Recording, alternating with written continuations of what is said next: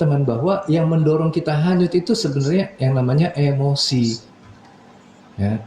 Jadi kalau teman-teman ada suatu pemaknaan-pemaknaan yang muncul, dia membawa perasaan atau emosi, langsung fokus menerimanya. Menerima itu artinya harus ada keterpisahan dulu dari apa yang akan diterima dan yang menerima. Berarti kita tidak bisa menyatukan diri di dalam cerita sehingga kemudian tidak ada penerima yang diisi air menampung air, tapi dia menjadi wadah bagi keberadaan segala sesuatu yang tercipta. Betul, nanti diamati, disaksikan. Ya. Jadi banyak orang-orang yang kemudian memahami, saya bukanlah pikiran saya. Lalu apa yang harus dilakukan? Saya kontrol pikiran saya, gitu. Gak boleh berpikir gini ya. Itu yang harus bisa mengendalikan pikiran. Coba lihat ini sebagai sesuatu yang bisa mengakibatkan keburukan bagi diri kita, sehingga kita tidak terus-menerus memikirkannya gitu. Semua controlling akhirnya, semua menghadirkan ada sisi kesadaran yang masih terpisah dari Tuhan, yaitu ego, agar kemudian bisa menentukan jalan cerita hidup ini supaya dikatakan benar berdasarkan pemahamannya itu seperti apa. Biasanya kaitannya dengan menghadirkan kenyamanan, keamanan, ketenangan, gitu ya. Terus saya dikejar itu, saya perlu bisa nyaman. Gimana caranya? Wah, kata dia tuh harus bisa berdaulat. Oh, harus begini. Ujung-ujungnya semua itu controlling. Semua itu menghadirkan ego dalam lapisan kesadaran yang lebih halus. Oh, ini ada pertanyaan dari Kak Inaya. Kang, bagaimana membedakan diri sejati dengan diri ego? Kalau kita bicara tentang diri sejati adalah kesadaran yang sudah mampu selaras dengan apapun juga yang dihadirkan Tuhan dalam bentuk ciptaan-ciptaan Tuhan yang lainnya. Itu diri sejati.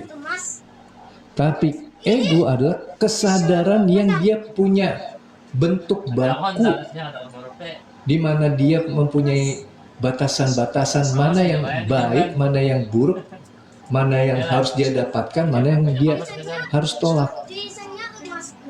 Yang ego ini selalu ingin menentukan. Tapi jangan dipikir ketika kita ada di dalam diri sejati, selaras itu bukan berarti menghilangkan yang namanya usaha. Enggak. Karena selaras juga sebenarnya nanti akan muncul ekspresinya dalam bentuk usaha yang ikhlas.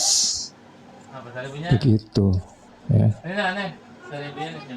Mudah-mudahan itu bisa dipahami ya, Kak Inaya. Disaksikan, diamati. Betul, Kak Ju. Oke. Jadi kembali lagi teman-teman, waspada. Mungkin awalnya kita diarahkan untuk menjadi orang yang berspiritual, tapi pada penjelasannya nanti banyak yang terjebak di dalam pemahaman bahwa kita itu harus bisa terus membuat skenario cerita kehidupan yang berdasarkan pemahaman spiritual itu adalah kebaikan. Jadi terus mengejar kenyamanan, keamanan, ketenangan gitu. Coba teman-teman perhatikan bagaimana teman-teman belajar kesadaran. Saya yakin banyak yang masih terjebak di situ, bahwa seolah-olah menjadi diri sejati itu perlu ada di dalam kondisi yang suci dengan gambaran. Dia itu benar-benar bisa menjaga secara utuh kehadiran, keamanan, kenyamanan, ketenangan itu di dirinya dia. Bukan dia belajar selaras. Ya. Padahal kalau kita bicara tentang spiritual atau kesadaran, justru poin utamanya ada di keselarasan. Bisa kurang di bawah kayaknya. Keselarasan ini tidak menghilangkan usaha, keselarasan tidak menghilangkan kenaturalan hidup manusia, Ini butiknya kayaknya ya. di orang. Tapi justru keselarasan ini akan hadir sebagai jiwa yang terbimbing secara utuh oleh Tuhan, sehingga apa yang dilakukan pasti menjadi kebermanfaatan. Oh, ini ada dari Coltman. Coba abang terangkan metode untuk mencapai kesadaran diri. Oke, siap. Ini juga sebenarnya lagi menerangkan metode mencapai kesadaran diri ya. Perlu tahu dulu kan secara cerita utuhnya. Tadi saya menggambarkan, ya, jiwa itu memang dihadirkan dalam kesadaran yang memang dia itu belum menyadari bahwa dirinya adalah bagian dari ketuhanan itu sendiri. Makanya masih ada bahasa bahwa jiwa menyanggupi untuk mengesahkan Tuhan. Ya, ini diarahkan supaya jiwa itu ketika hadir di dalam kehidupan benar-benar belajar menyatu. Ya. Beda dengan yang namanya fisik atau kemudian ya Umi ya. Jadi beda dengan fisik ataupun ruh, di mana fisik dan juga ruh itu adalah kesadaran yang secara otomatis dia akan merasa atau bisa untuk terus mengalir. Dalam arti dia itu nanti kalau fisik ketika ditinggal oleh jiwa, dia langsung secara otomatis bisa kembali ke asalnya, dari tanah kembali ke tanah gitu kan. Tapi jiwa beda. Nah kalau ruh juga begitu, dia juga tidak pernah merasa terpisah dari sang sumber. Tapi jiwa beda. Jiwa itu dia masih terperangkap, makanya ada jiwa-jiwa yang tersesat gitu kan. Gak ada fisik yang tersesat, gak ada. Gak ada ruh yang tersesat, gak ada gitu. Semua langsung secara auto berproses sendiri gitu. Ya. Nah jiwa ini perlu mengalami itu. Sebenarnya manusia pun nanti secara jiwa dia akan bisa tetap kembali. Semua jiwa pasti nanti akan bisa menyadari bahwa dirinya dia itu bagian dari ketuhanan. Tapi hanya jiwa yang kemudian mampu untuk menyadari transformasi dari kesadaran yang masih terpisah menuju kesadaran yang sudah menyatu. Yang lainnya nggak diberi kekuasaan itu oleh Tuhan. Makanya jiwa-jiwa ini sebenarnya bisa dikatakan mengalami pengalaman berketuhanan. Karena secara sadar dia itu mampu untuk merasakan transformasinya dari kesadaran yang merasa bahwa saya terpisah, dikasih cerita, diterima, disaksikan, sampai akhirnya apa namanya, dia itu mampu untuk membuka kesadarannya atas pemahaman yang tadinya dia pikir dia itu terpisah dari Tuhan. Jiwa itu kesadaran, Kak Kama ya. Sama ruh juga ada kualitas kesadaran yang menampung. Kalau jiwa itu ya dia itu apa namanya yang diberikan tadi saya bilang kemampuan untuk mengalami. Jadi kesadaran yang diberikan kemampuan mengalami pengalaman transformasi dari yang tadinya merasa terpisah dari Tuhan menjadi kemudian menyatu dengan Tuhan gitu.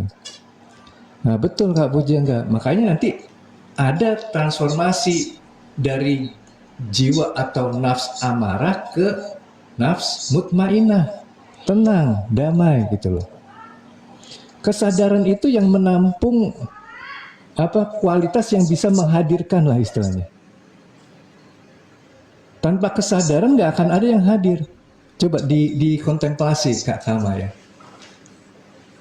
Ya.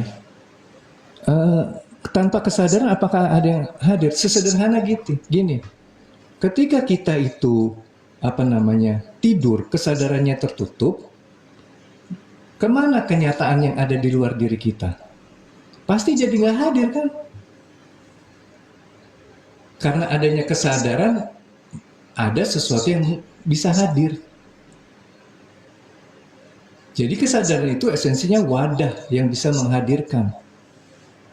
Makanya kesadaran ini dekat dengan ketuhanan.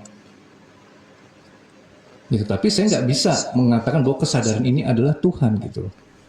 Karena nanti kalau bicara tentang Tuhan itu lebih kompleks lagi.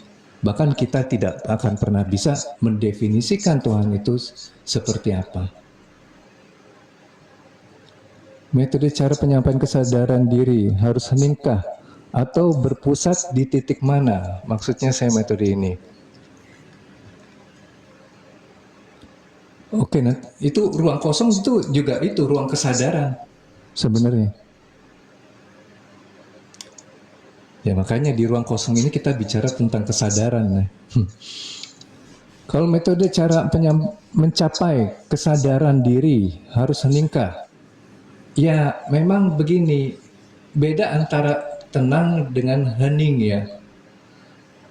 Tenang itu mendiamkan atau bukan mendiamkan lah, menurunkan intensitas pikiran dengan cara memberi fokus, menugaskan pikiran atau otak fokus pada suatu yang tidak lagi dianalisa.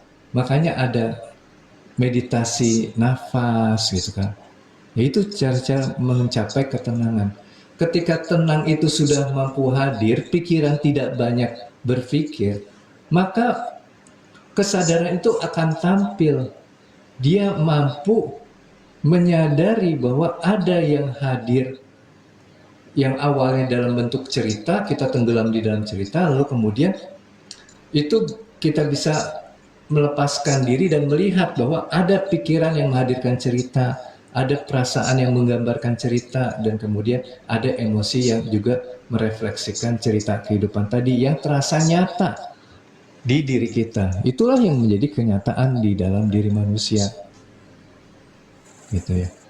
Nah, kalau udah bisa kita memisahkan diri, kita masuk kepada proses penyaksian, merasakan, mewadahi tadi ya. Mewadahi, kesadaran ini tampil mewadahi, agar kemudian kesadaran yang tadinya dikuasai oleh emosi, yang membuat dia itu selalu terdorong untuk membuat sebuah cerita atau merubah cerita kehidupan sesuai dengan apa yang dia inginkan. Dorongan itu kemudian menjadi luruh, dan kemudian jiwa kesadaran jiwa ini mampu untuk mendapatkan suatu seperti sensasi lah dikatakan gitu ya, sensasi bahwa semua ini hanya tampilan yang terwadahi gitu loh.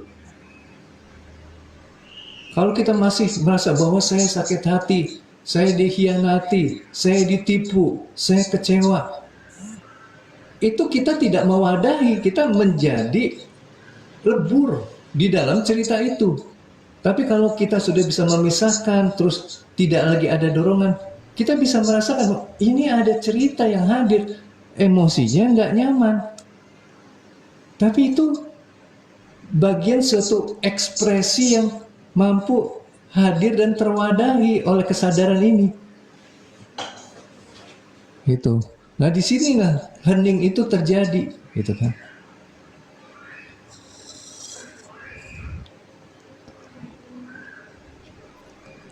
Oke, lanjut lagi. Kalau nggak ada objek, apa ada kesadaran? Nah itu saya bilang Kak Kama. Saya juga tadi kan bilang ya, memisahkan diri. Ini kan jadi objek nih. Pikiran dan yang lain-lain. Kesadaran itu perlu namanya objek. Ini seperti kita berbicara tentang Tuhan. Gitu ya. Kan Tuhan bilang, aku ini perbendaharaan yang tersembunyi, aku ini ingin dikenal. Ya. Maka sebenarnya apa yang terwujud di dalam ciptaan-ciptaannya ini adalah ekspresi dari kualitas ketuhanan itu sendiri. Tuhan punya sifat wujud, maka perlu ada yang namanya perwujudan. Ya. Itu gambaran bahwa Tuhan itu dia selalu relate antara sifat dengan apa yang kemudian terhadirkan gitu. Tuhan itu hayat, hidup, maka ada yang namanya hidup. Nah, dari apa yang terekspresikan dari sifat dan asmanya, inilah yang nantinya akan menjadi objek, di mana objek ini yang kita sebut sebagai fenomena akan membawa kita memahami keberadaan nomenanya, intinya gitu loh. Tapi kan bukan karena adanya objek maka ada kesadaran, bukan, kesadaran sudah ada. Misalkan kita tahu adanya kolong ranjang. Ya, kalau dulu kan ranjang tuh masih ada kolongnya, sekarang kan ya mungkin ketutup ya karena spring bed gitu ya. Ada kolong ranjang. Yang eksis itu ranjangnya apa kolongnya? Taruhlah kolong ini adalah objek. Terbentuknya kolong itu karena ada ranjangnya. Ya. Bukan karena kita bikin kolong lalu jadi ada ranjang, bukan begitu pemahamannya, gitu ya. Ya mudah-mudahan kamu bisa paham ya di sini ya. Ujung kesabaran adalah bersyukur, betul sekali. Tak lain tak bukan hanya untuk menyelaraskan. Nah itu betul, kita perlu bisa menyelaraskan karena cerita kehidupan ini sebenarnya ya sudah ditentukan seperti apa berjalannya nanti. Ya, karena kalau kita bicara tentang Tuhan yang meliputi, tidak ada lagi yang namanya masa lalu, sekarang, dan hari ini.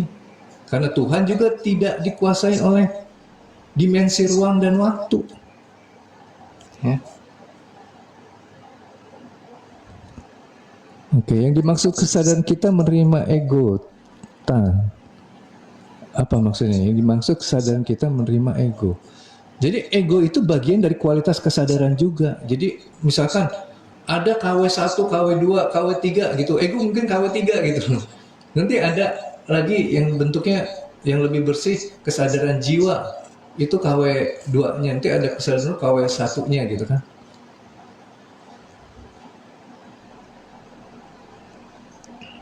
Salam rahayu juga Kak Aymar. Oke. Apa ada kesadaran kalau nggak ada objek? Tadi udah dijawab ya. Jadi kalau belum dijawab, sabar dulu. Ya, bukan nggak dijawab, cuman belum di scroll. Siapa bang kosong yang mewujudkan? Iya. Oke, Kak Norawati, mengapa Tuhan ingin dikenal? Bukan sebenarnya ini bahasa manusianya aja Tuhan itu ingin dikenal ya. Bahasa manusianya aja. Gitu loh. Ini kan Tuhan lagi berbicara di dimensi manusia. Ya. Jadi seperti ingin dikenal gitu loh. Padahal mah nggak secara utuh kan tadi saya bilang sebenarnya semua ini yang menjadi ciptaan-ciptaan Tuhan adalah ekspresi keberadaannya. Ya. Ini yang cuma ekspresi keberadaannya. Dari kacamata manusia, karena ekspresi ini akan menjelaskan yang esensi, ini seolah-olah jadi ingin dikenal gitu, ya, ingin dikenal. Padahal sih ya nggak ada butuh-butuhnya juga. Orang semua ciptaan itu udah diliputi oleh dia, menjadi bagian dari ekspresi dia gitu.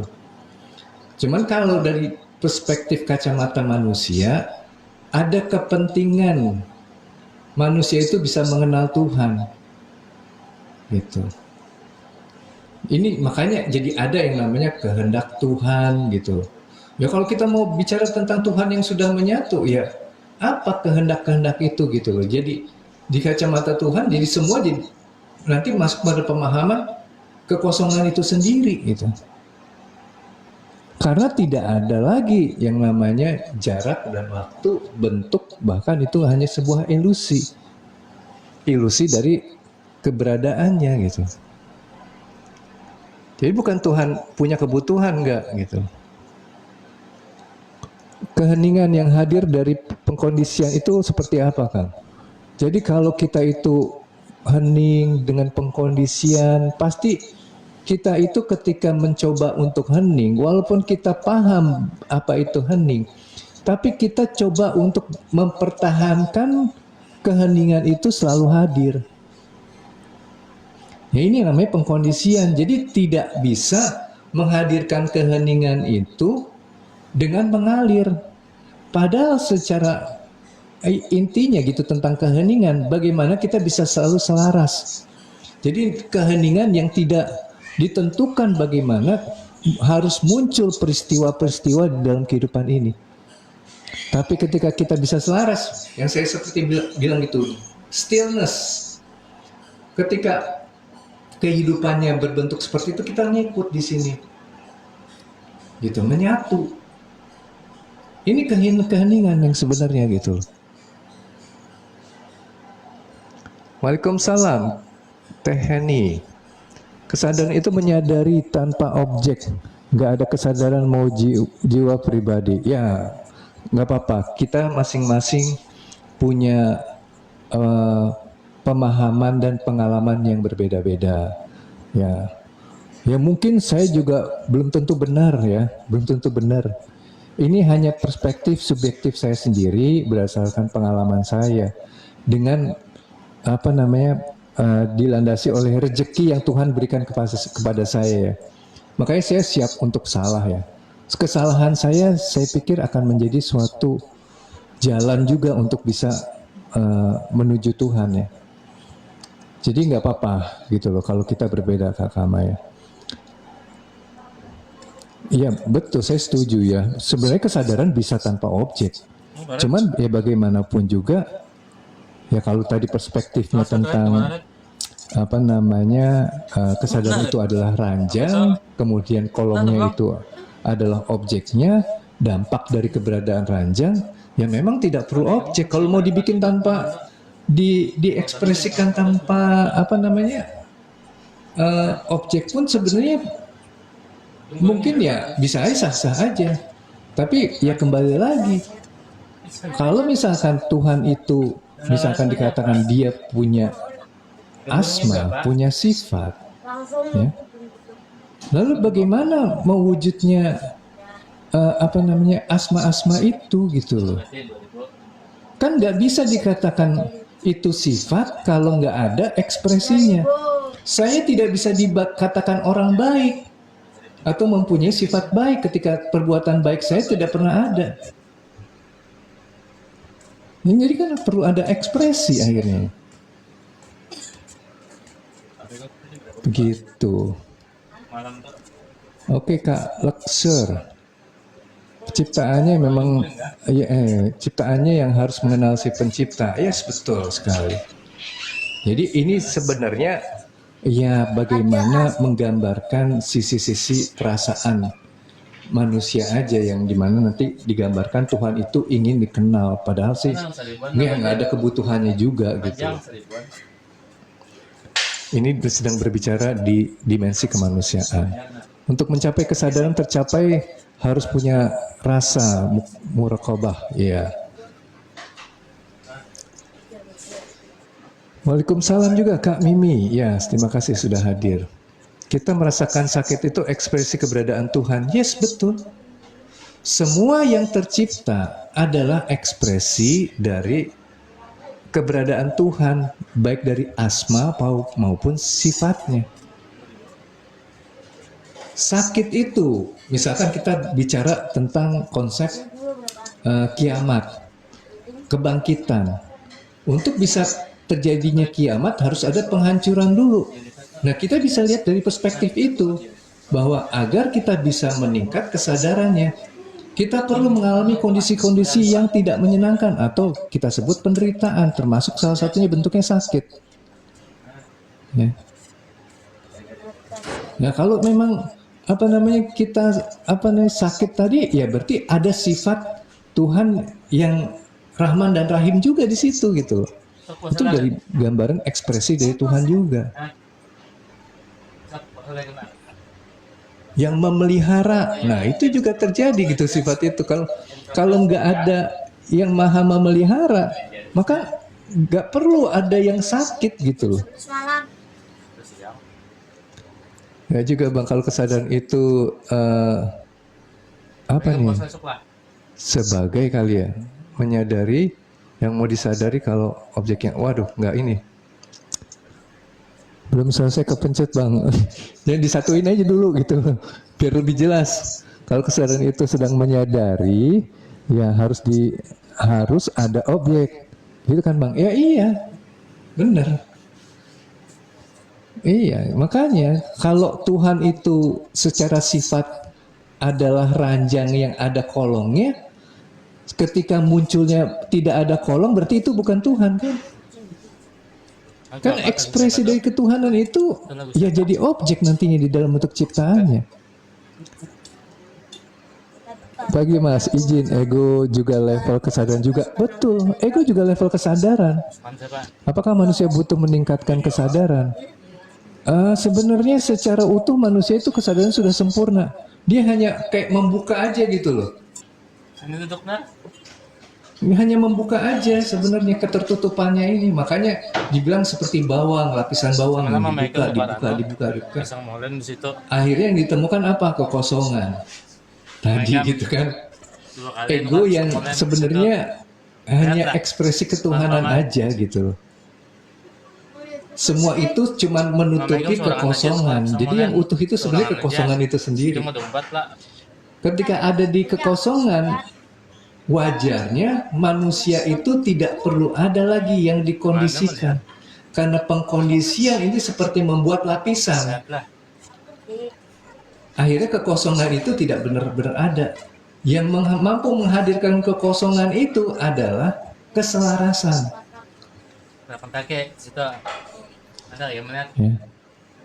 Ketika kita selaras dengan apapun juga yang terhadirkan di dalam kehidupan ini, ya itu nanti akan disebut kita masuk ke dalam ruang kosong.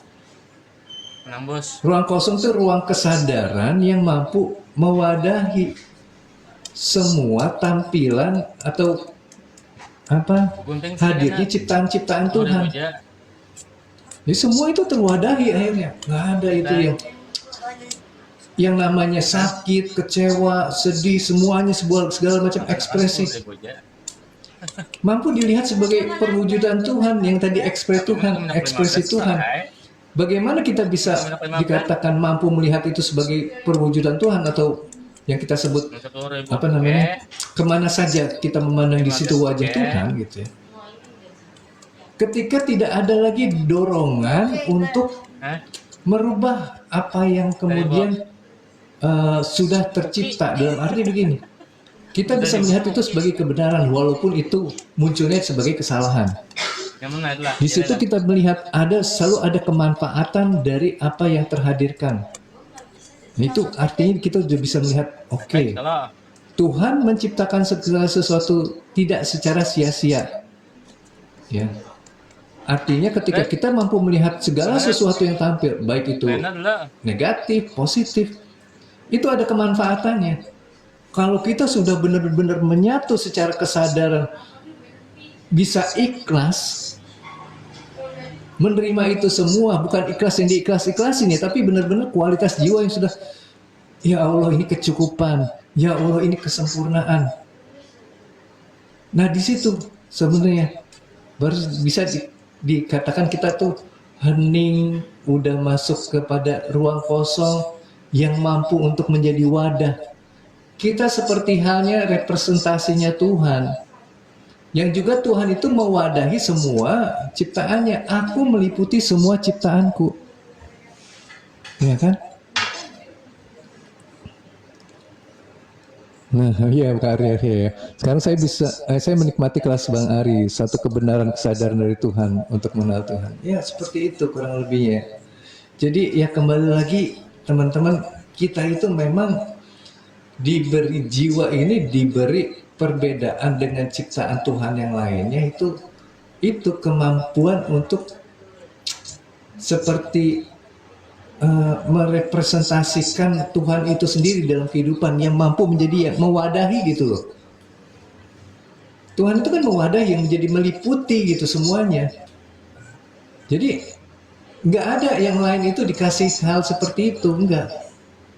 Karena tidak ada yang benar-benar mewadahi itu dengan kesadarannya. Tapi dia atau apapun juga yang diciptakan tuh secara tanpa kesadaran yang utuh selalu mengikuti atau sami'na wa atokna gitu loh, tapi tanpa kesadaran yang eh, merasakan tadinya dirinya itu terpisah.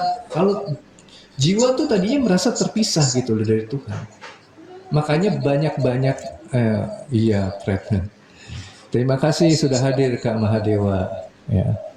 Ya, seperti inilah ekspresi-ekspresi ketuhanan yang hadir di room gitu kan. Apakah salah? Nggak salah. Ya kan?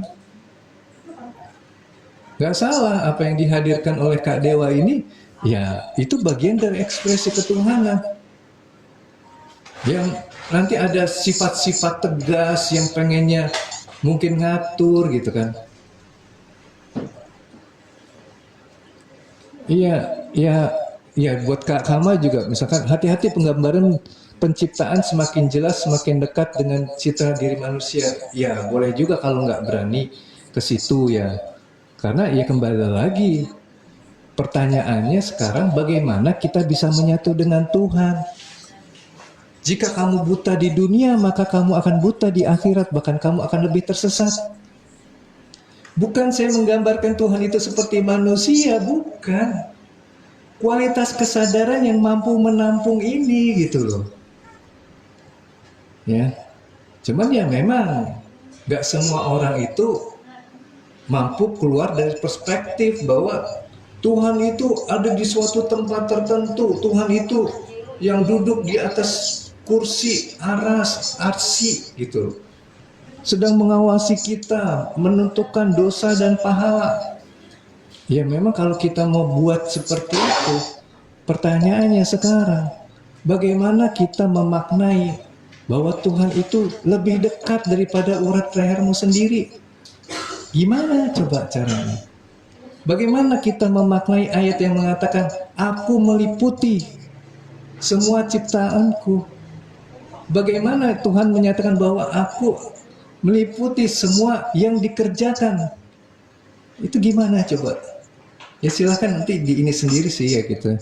Bukan berarti harus ngikutin saya juga, nggak usah. Jangan diikutin, ini pelajaran sesat. Ya. Tapi mudah-mudahan bisa jadi sesat di jalan yang benar. Karena apa yang saya sampaikan ini ya bagi teman-teman yang sudah memahami, sudah bisa masuk di dalam proses penyaksian dari apa yang saya sampaikan. Karena apapun yang saya sampaikan ini ujungnya nanti akan mengarahkan diri kita untuk bisa menjadi penyaksi. Ya. Kalau kita masih ingin controlling, pasti kita nggak bisa jadi penyaksi. Gimana kita bisa menjadi penyaksi itu yang mampu mewadahi itu?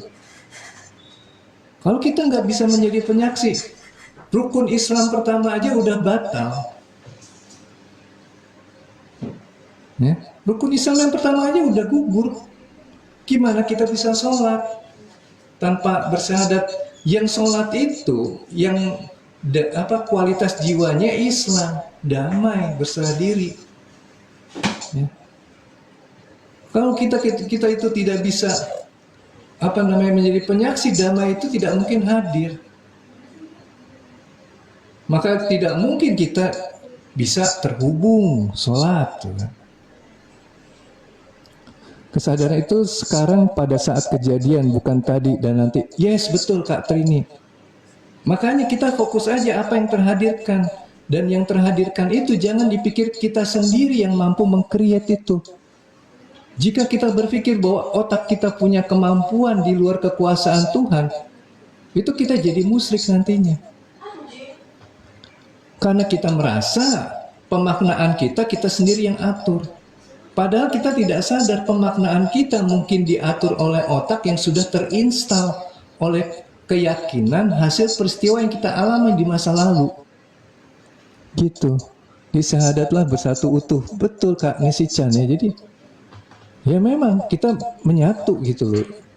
Nah, kalau kita masih memaknai, wah ini Salah. Enggak kita sih menyibukkan diri untuk menjadi penyaksi dalam kehidupan ini.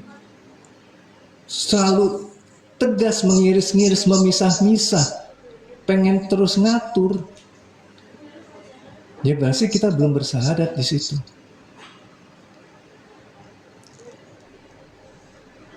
Gitu, Tuhannya lagi monitor di langit ketujuh. Nah itu, kebanyakan orang tuh berpikiran Tuhan itu disosokkan, dia ciptakan. Kemudian seolah-olah itu sudah pemahaman Tuhan yang utuh. Sedangkan kalau ditanya nanti bagaimana yang tadi saya tanya, aku lebih dekat. Jika ada yang bertanya tentangku, katakanlah aku itu dekat, bahkan lebih dekat daripada urat leher nadimu sendiri. Aku itu meliputi, semua yang dikerjakan itu aku liputi. Nah itu gimana? Gitu. Kalau itunya belum paham, ya coba dipahami dulu mungkin ya. Saya termaksud sampean, tapi emang semua yang diucapkan Bang Ari betul, tinggal ada yang mau. Betul sekali. Waalaikumsalam Bang Yan. Kak Trini, apakah kesadaran itu pada saat diri ini menyaksikan dan mengakui pada kejadian saat sekarang? Jadi kesadaran itu nanti teman-teman akan merasakan suatu kondisi kesadaran di mana apapun yang terjadi itu hanya menggambarkan bahwa kesadaran itu hadir gitu loh. Kan tadi saya bilang kesadaran itu sesuatu yang mampu menghadirkan gitu. Istilahnya kualitasnya mampu menggambarkan adanya sebuah kehadiran. Kehadiran pikiran. Karena tidak menguasai, yaitu kesadarannya tampil gitu loh di situ. Lalu kesadaran perasaan, karena kita tidak terlibat merasa saya sakit hati, tapi saya tahu ada rasa sakit hati yang hadir, berarti di situ tampil yang namanya kesadaran. Jadi kita bisa membedakan antara objek dan si kesadaran ini. Dengan adanya objek, maka kesadaran ini bisa tersadari keberadaannya. Oh iya nih, ada sesuatu yang mewadahi munculnya pikiran. Kalau otak itu masih alatnya, bukan alatnya, tapi lebih halus lagi. Itu tadi ya, pikiran yang diwadahi oleh kesadaran. Ya Kakak Trini di sini saat ini sekarang, betul sekali. Izin seambilnya aja. Iya nggak apa-apa, santai aja Bang Yan. Waalaikumsalam. Sejalan sama Gus Muklason. Iya, ya itulah gitu. Jadi saya juga belajar dari orang-orang yang mendalami tentang hakikat, tentang makrifat gitu loh. Belajar tentang tasawuf, ya. Yang mana akhirnya saya memahami gitu loh secara utuh, bukan istilahnya hanya mengilusikan berprasangka tentang Tuhan yang berjarak. Dan ini banyak terjadi di kajian-kajian agama yang mempertegas bahwa Tuhan itu terpisah dari kita. Ya, sampai ya mungkin ini nggak pernah membahas ayat-ayat yang seringkali menggambarkan penyatuan tentang Tuhan dan ciptaannya. Aku yang meliputi tadi itu loh. Oke, lewat berhala dulu. Benar, betul. Jadi pasti semua juga lewat berhala dulu. Ya, tingkatannya ya. Gabung. Oke, Kak Tar for you. Dora, waalaikumsalam. Kak Kres Abimanyu, belajar melakukan menyadari, menyaksikan. Yes, betul. Yang menyadari kesadaran itu apakah diri sejati dalam diri.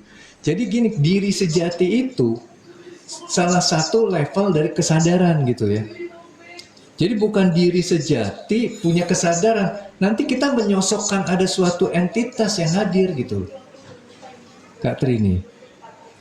Ya. Jadi mungkin kalau Kak Trini sudah tepat ya penyampaiannya, cuman saya coba melihat ini dari perspektif orang yang mungkin bisa jadi menggambarkan yang namanya diri sejati itu adalah sosok tertentu. yang mempunyai kesadaran, tapi sebenarnya kesadaran yang murni itu adalah diri sejati itu sendiri. Ya.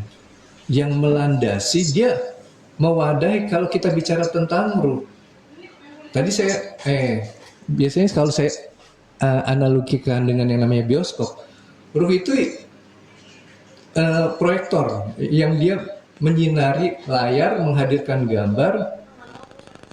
Di situ nanti kita akan juga dihadirkan yang namanya cerita kehidupan. Jadi kalau diri sejati itu ya lebih ke arah kesadaran yang sudah menyadari proyektor ini gitu. Jadi dia oke, semua memang sesuatu yang sudah sempurna adanya. Gitu. Tapi ini jiwa tuh layarnya, layar yang sudah mampu menyadari proyektor yang menghadirkan keberadaan dirinya. Tanpa ada proyektor, layar juga nggak mungkin sadar kan nggak ada warna. Ya. Dikasih warna sama proyektor, sehingga kemudian si layar ini mampu menyadari, timbul level kesadaran layar gitu loh.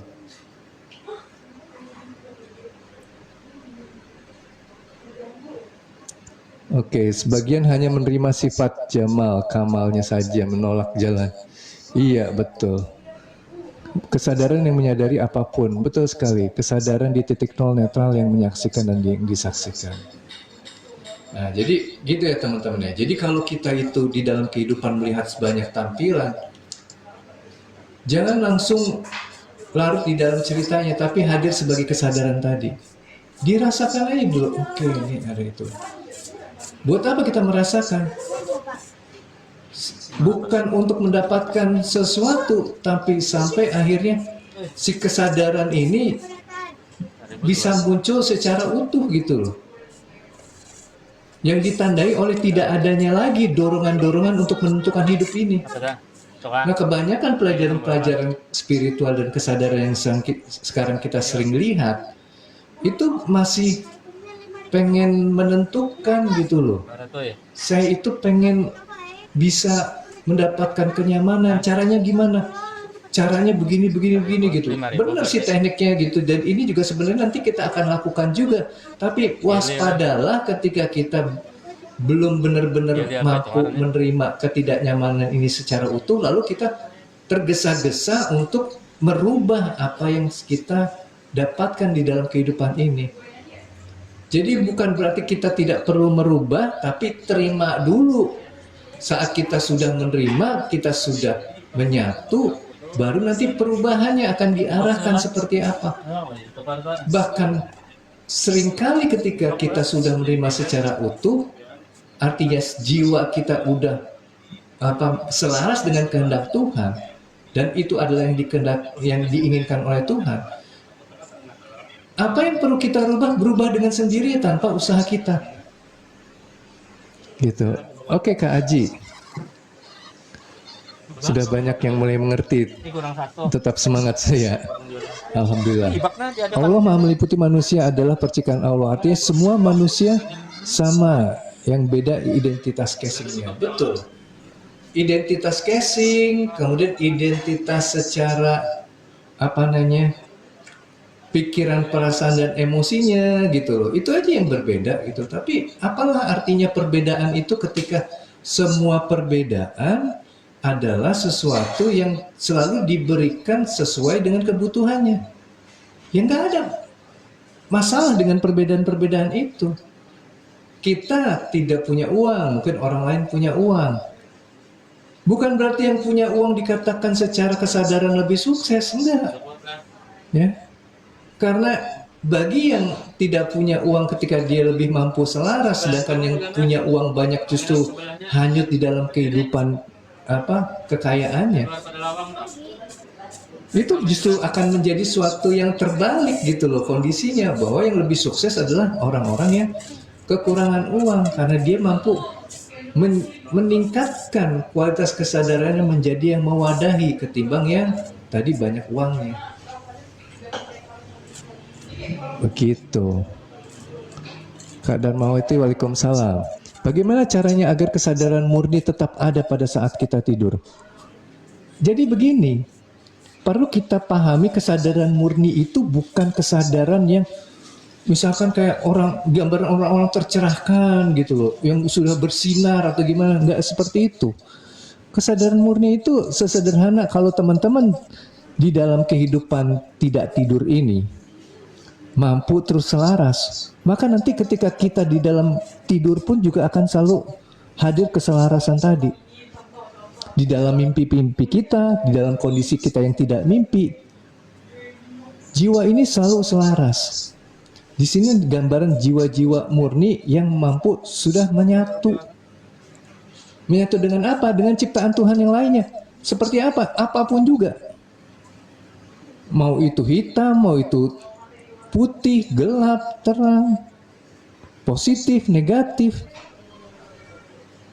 Gak ada lagi pemahaman yang muncul di dalam kesadaran bahwa ini seharusnya dirubah.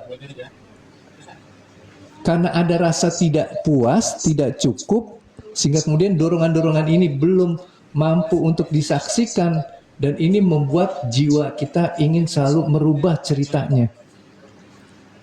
Gitu. Jadi kalau kita sudah terbiasa terus selaras dalam kehidupan ini, selaras, maka ketika tidur pun kita akan selalu ada di kesadaran atau ya kesadaran murni tadi yang katakan Kak Trini. Mungkin sang kesadaran itu tidak sedang menyadari, ya. Dia kesadaran itu selalu menyadari, ya. Kesadaran itu selalu menyadari. Dia nggak pernah off sih sebenarnya. Cuman nanti dia masuk ke berbagai dimensi gitu, level ya. Iya nggak apa-apa, santai aja. Salah itu bagian dari kebenaran sebenarnya ya. Makanya sebenarnya nggak perlu takut kalau salah ya. Cukup disadari aja, oh saya sedang diperjalankan mengalami sebuah kesalahan. Itu bagian dari proses penyelarasan sebenarnya. Ya. Jadi bukan selalu kita ngatur diri supaya benar, enggak. Cukup apa yang muncul, tersadari, diselaraskan dengan penyaksian. Selesai di situ. Kenapa butuh penyaksian? Kita butuh untuk melepaskan diri atau mentransformasikan frekuensi dari emosi supaya kita tidak dikuasai oleh emosi tadi.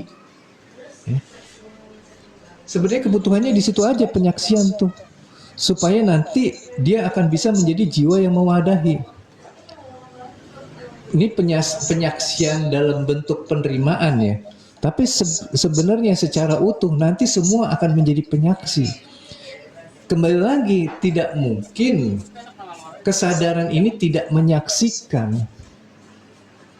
Karena kalau tidak menyaksikan tadi seperti dia kehilangan landasan untuk bisa hadir. Jadi perlu ada penyaksian, karena di penyaksian pasti ada objek. Walaupun nanti antara objek dan subjek atau penyaksi ini akan menyatu juga.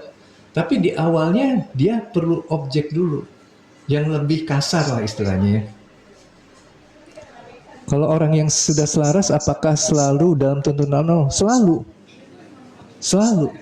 Itu yang dikatakan mencintai Allah. Karena kalau kita bicara tentang cinta ya teman-teman ya, cinta itu salah satu gambarannya adalah jiwa yang tidak lagi membutuhkan, gitu ya. Dalam arti dia tidak berkeinginan. Itu yang namanya cinta. Ketika jiwa itu tidak berkeinginan, artinya dia sudah mampu menyatu dengan kehendak-kehendak Tuhan. Ketika menyatu dengan kehendak Tuhan, artinya dia berbicara dengan menggunakan mulut Tuhan, dia melihat dengan mata Tuhan, mendengar dengan telinga Tuhan. Itu yang namanya cinta. Kalau kita dengan pasangan kita masih banyak ekspektasi, masih banyak request, sebenarnya kita nggak cinta-cinta amat sih. Itu bahkan nggak cinta sebenarnya. Kalau masih pengen menuntut, harus begini, harus begitu, itu hanya menggunakan topeng cinta. Padahal sebenarnya nggak cinta. Kalau namanya cinta itu dia mampu untuk ya melepas gitu. Oke, terima kasih teman-teman yang sudah memberikan gift dan terus bertanya serta memberikan tap-tap. Oke, Kak Kris Abimanyu, salah dan benar itu juga merupakan objek. Yes, betul. Makanya perlu disaksikan. Ya, ya selalu dalam diri sang penyaksi, pemikiran, emosi dan semua pengalaman lainnya cuman lalu lalang. Yes, betul sekali. Seperti awan. Ketika tidak ada awan, mungkin kita tidak pernah menyadari keberadaan langit gitu loh. Ya. Jadi selama waktu itu seperti juga ombak gitu kan. Ketika nggak ada ekspresi lautan, mungkin kita nggak menyadari keberadaan lautan. Bukankah objek KN itu apa ya? Seharusnya objek kan seharusnya ditindakan, Bang. Ya, kan ada level-levelnya ya. Objek itu kan nggak selalu ditindakan. Ya. Ekspresi itu bisa menjadi objek juga, walaupun ya nanti ekspresi juga ada yang lebih subtle, lebih halus gitu kan. Ya. Nanti yang tadi saya bilang antara penyaksi dan yang disaksikan itu sudah menyatu, ya. Ini kan sebenarnya nanti apa yang muncul dari dalam tindakan itu sudah tidak terlihat lagi. Karena udah nggak ada batas lagi. Semua udah jadi kesatuan. Betul kan, Nicholas. Ya, oke. Apa kesadaran itu sebenarnya adalah dia? Ya itu makanya. Cuman saya nggak mau langsung menyimpulkan seperti itu ya. Jangan sampai nanti kita seperti melimitasi Tuhan gitu loh. Karena banyak yang memahami kesadaran sebagai suatu kondisi yang terlimitasi. Karena mampu disebutkan namanya, lalu kemudian seolah-olah itu terlimitasi gitu loh. Tapi ya udahlah, anggap aja bahwa kesadaran itu adalah kualitas ketuhanan yang sangat dekat dengan ketuhanan itu sendiri, dengan Tuhan itu sendiri. Tanda kita sudah selaras itu apa ya Mas Ari? Tanda kita sudah selaras itu kita selalu melihat segala sesuatu sebagai kebenaran. Dalam arti ada sesuatu yang bermanfaat dari kondisi-kondisi yang mungkin kita nilai sebagai kesalahan. Betul, cinta itu ikhlas, setuju. Seperti itu. Ditiadakan. Objek itu ditiadakan, iya nanti akan ditiadakan. Yang makanya saya bilang antara penyaksi dan yang disaksikan itu nanti akan melebur jadi satu.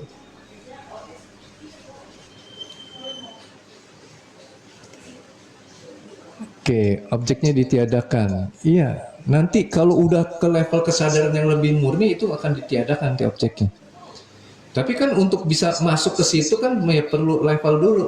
Makanya ada syariat, tarekat, hakikat, tarifat. Itu kan proses semua ya. Mulai dari yang paling kasar, yang banyak aturan, sampai yang jadi bentuknya nanti aliran. Mas, kalau sudah sampai level kesadaran murni, mungkin nggak suatu saat balik ke kesadaran ego lagi? Kesadaran murni itu mampu untuk menghadirkan kesadaran ego loh. Jangan salah pemaknaannya. Seolah-olah kesadaran ego nanti ditiadakan. Enggak. Tapi kesadaran ego itu dia di bawah kontrol kesadaran murni. Sesederhana kita memahami bahwa kita itu perlu berusaha, bekerja, kita perlu untuk memenuhi kebutuhan fisik kita. Itu gambaran dari kesadaran ego. Tapi karena yang hadir utuh itu adalah kesadaran murni, maka kesadaran ego itu digunakan oleh kesadaran murni untuk menampilkan sesuatu kaitannya dengan cerita kehidupan. Di sini ceritanya untuk memenuhi kebutuhan. Gitu. Makanya saya bilang, ketika kita menjadi penyaksi, tidak ada yang kita hilangkan. Identitas masih ada, ego masih ada, jiwa yang fitrah itu ada, ruh juga ada, tapi semua berkolaborasi untuk mengekspresikan keberadaan Tuhan ya dengan sifat dan asmanya. Gitu. Jadi nggak ada yang terhilangkan sebenarnya. Justru menghilangkan suatu emosi dengan gambaran bahwa kita dikatakan menjadi orang yang sudah suci, itu hanya disasosiasi istilahnya. Kita mengasosiasikan diri kita itu terlepas dari hal-hal yang mungkin kita pahami sebagai keburukan. Berarti di sini pemahamannya belum utuh. Belum bisa memahami bahwa Tuhan itu meliputi. Dia belum mengerti tentang bagaimana berselaras. Berselaras itu seperti halnya damai. Tidak ada negara yang berdamai lalu kemudian salah satunya hilang. Nggak ada. Tapi berdamai itu hidup berdampingan. Saling support. Ya.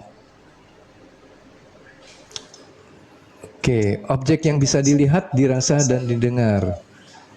Ya, nanti semua hanya menggambarkan tentang dia gitu loh. Apa yang kita lihat, dengar, rasakan, ya semua akan hanya menggambarkan tentang keberadaan dia.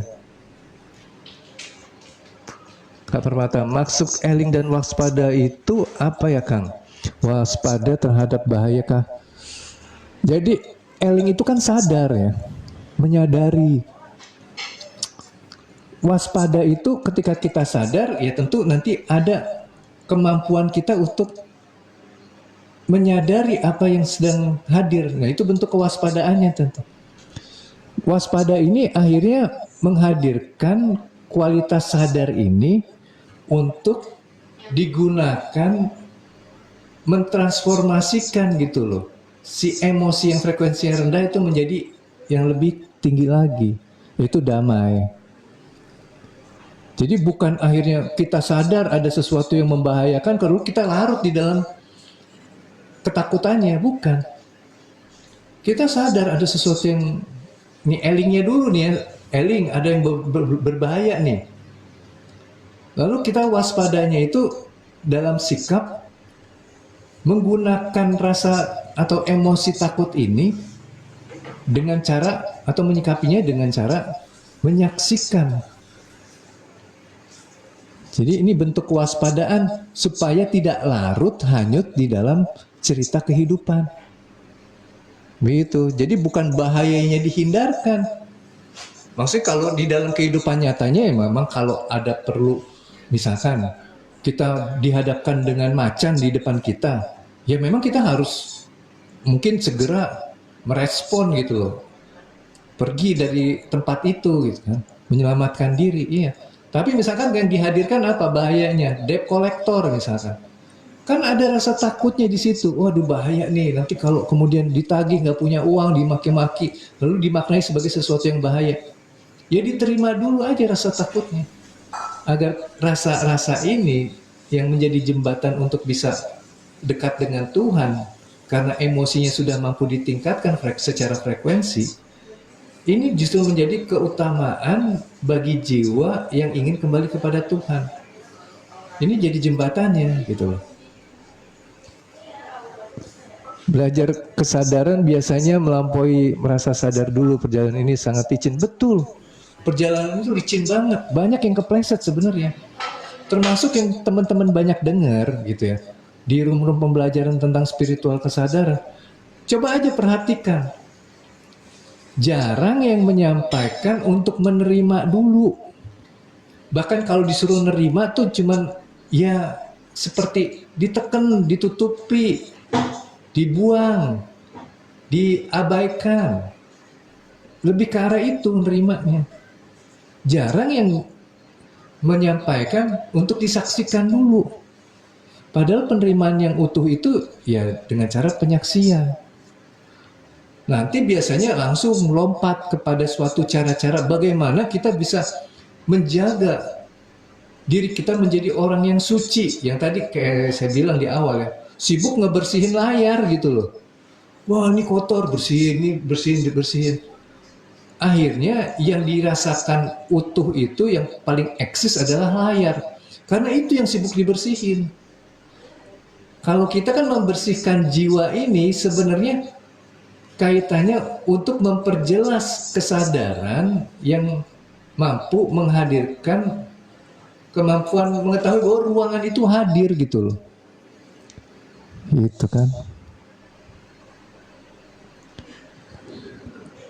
Kak Melati, waspada itu hati-hati dalam bertindak, Mas, kalau menurut aku. Iya, betul. Nah, permasalahannya kan begini, Kak Melati ya. Kalau kita cuma Terus aku nih ya. mengatakan hati-hati dalam bertindak.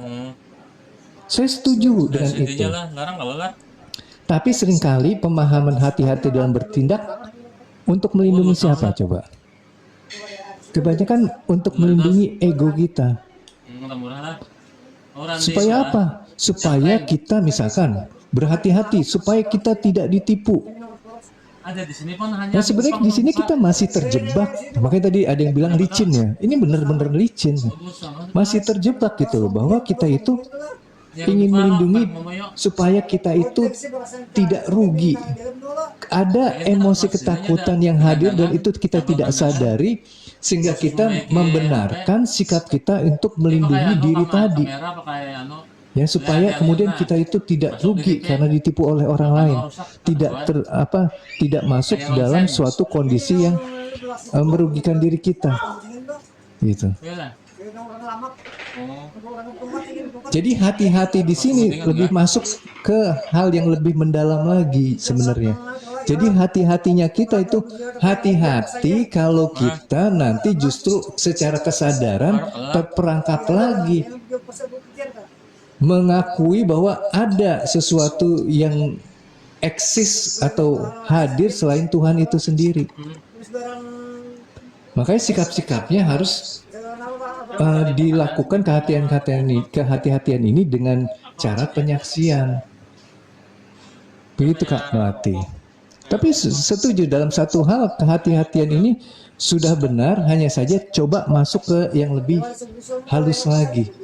Bukan hati-hati untuk melindungi ego, ya, tapi hati-hati agar kemudian kita tidak lagi justru terjebak masuk ke dalam ego. Apakah peleburan yang menyaksikan dan yang disaksikan bersifat sementara? Kalau kita udah pernah masuk ke situ, udah pernah melebur ke situ, itu nggak akan jadi sementara. Karena nanti sifatnya fleksibel di situ. Jadi tidak kaku. Kita tidak pernah memaknai bahwa ada kondisi-kondisi yang tidak melebur. Bahwa semua itu sebenarnya sudah menjadi suatu peleburan yang sementara ini mungkin kita baru ketahui secara teori. Tapi semakin kita coba praktekkan, menjadi penyaksi, menyatu, selaras, ya, masuk menjadi hamba yang mampu tadi mengekspresikan sifat-sifat ketuhanan, itu hamba-hamba yang sudah bersyukur. Nah di situ nanti akhirnya kita terbiasa menjalankan kehidupan ini dengan berbagai macam level kesadaran tadi gitu ya, termasuk yang tadi sudah menyatu antara penyaksi dan yang disaksikan. Itu tidak dengan suatu pemaknaan tertentu saja gitu loh, kondisi-kondisi tertentu aja. Tapi apapun juga, ini yang bahasa Tuhan tuh kemana saja kamu melihat di situ wajah Tuhan gitu. Jadi itu semua sudah menjadi suatu karya Tuhan yang utuh. Tidak ada yang harus digenggam gitu, harusnya begini, enggak. Ada kelapangan dada, rasa cukup. Nah itu gambaran-gambarannya. Kurang lebih. Bolehkah kita waspada terhadap ancaman setan iblis? Boleh. Kita waspada terhadap ancaman setan dan iblis. Berarti kan ada rasa takut. Coba rasa takutnya disaksikan. Agar benar-benar kita terlindung dari ancaman setan dan iblis. Karena iblis dan setan itu tidak akan bisa menyentuh jiwa-jiwa yang ikhlas. Gak mungkin. Ya. Hanya jiwa-jiwa yang tidak ikhlas yang mampu untuk dikuasai oleh setan dan iblis. Jiwa-jiwa yang ikhlas itu jiwa-jiwa yang sudah mampu menyatu dengan Tuhan. Ketika kita udah terkoneksi dengan Tuhan, bagaimana ada kekuatan yang mampu untuk menguasai Tuhan itu sendiri? Nggak ada yang mampu. Kesadaran jalan tujuan sampai, ya betul. Ya. bisa mengambil hikmah dari suatu penyaksian, apakah termasuk keselarasan? Ya, dampak dari keselarasan kita bisa menerima hikmah gitu. Kalau yang belum selaras, susah untuk bisa mengambil hikmah ya. Bukan mengambil hikmah itu untuk menjadi selaras, kalau bagi saya ya.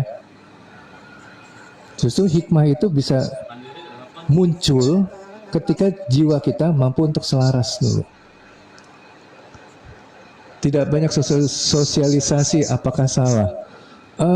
Begini, bagi saya setiap orang itu punya skenario hidupnya masing-masing. Saya nggak bisa memaksa Kak Ari ini untuk misalkan, ayo dong sosialisasi karena bermanfaat begini. Dorongannya sekarang kok Kak Ari nggak merasa perlu untuk sosialisasi. Tapi nanti yang perlu disadari adalah semua keputusan kita ada konsekuensinya. Konsekuensi akan menghadirkan hidangan dalam bentuk emosi nantinya. Nah, jangan lupa menjadi penyaksi, menyaksikan semua emosi yang terhadirkan. Gitu ya. Apakah peleburan yang menyaksikan dan yang disaksikan bersifat sementara? Oh, tadi udah dijawab ya. Apa punten, kalau misalkan saya belum jawab bukan berarti belum tidak dijawab gitu, tapi belum di scroll aja, belum dibaca. Kak Wanua, Kak kenapa ya setiap habis meditasi terus tertidur dan sering mimpi tak dikenal seolah akrab di dalamnya.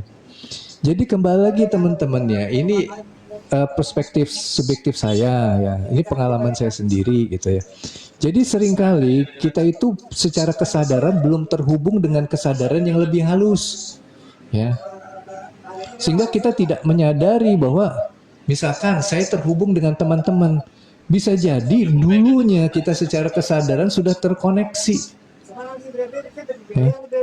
Sehingga ada timbul yang bocor gitu istilahnya ya, dari kesadaran masa lalu itu kok akrab, kita kok kayak udah kenal lama ya.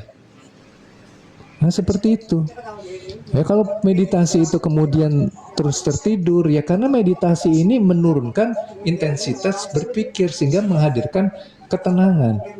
Wajar kalau kemudian bisa ngantuk. Ya kalau mimpi, ada bermacam mimpi kan sebenarnya. Ada yang cuma bunga tidur, ada mimpi yang benar juga. Ya mungkin kalau bentuknya tadi seperti yang diceritakan oleh Kak Wanoa, bisa jadi ini mimpi yang benar. Ciri-ciri dari mimpi yang benar tuh, dia secara detail bisa diingat apa yang terjadi di dalam mimpinya. Tapi itu bentuknya simbol-simbol nanti di dalam yang perlu untuk diterjemahkan lagi. Waalaikumsalam Kak Rosat, ya salam kenal juga. Tujuan meditasi apa Bang? Sebenarnya saya kurang pas kalau mengatakan ini ada tujuan yang namanya meditasi ya. Karena meditasi adalah apa namanya, suatu proses manusia berkesadaran aja gitu sebenarnya sih. Dalam arti bukan manusia itu tidak berkesadaran. Yang saya maksud berkesadaran ini mampu sadar yang tadi yang disebut sebagai eling lan waspodo gitu loh.